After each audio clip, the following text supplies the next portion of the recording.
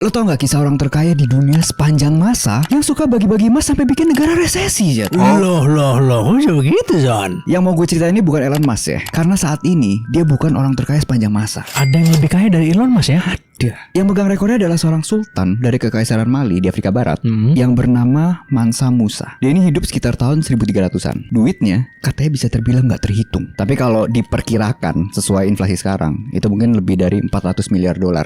Gue juga awalnya kaget. Ternyata Kekaisaran Mali itu dulu segede itu. Bayangin aja luasnya hampir 0,5 juta mil persegi. Dan populasinya itu sekitar 5% dari populasi dunia di masa itu. Sumber kekayaannya dari mana gitu kan? Ternyata cuma berasal dari dua komoditas ya. Apa itu? Garam dan madu. Garam dan emas.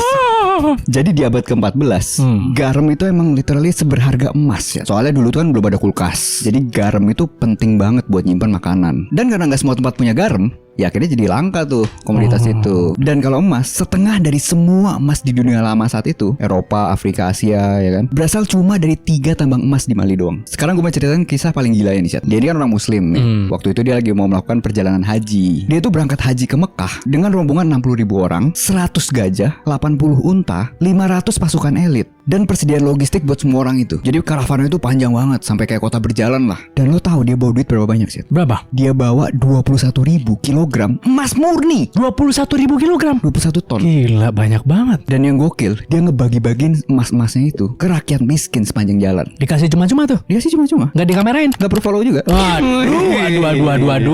Kok bisa gitu sih? Gara-gara kelakuannya itu, harga emas di seluruh Afrika Utara dan Arab anjlok. Karena suplainya terlalu banyak. Yes, resesi gara-gara kebanyakan emas. Wah. Dan setiap hari Jumat sepanjang perjalanan, dia itu bangun masjid. Perjalanan itu kan 2 tahun ya kan. Bayangin berapa masjid yang dibangun sama dia. Terus katanya gara-gara perjalanan ini, Jet, nama Mali dan Mansa Musa masuk ke peta dunia. Di Catalan Atlas, peta terkenal di abad ke-14, ada gambar Mansa Musa lagi megang koin emas. Sepulang dari haji itu dia bangun madrasah dan banyak masjid lah di beberapa kota. Dan fokus utama itu di Timbuktu. Dia ubah kota itu julukannya di ujung dunia ya kan, Timbuktu ya kan.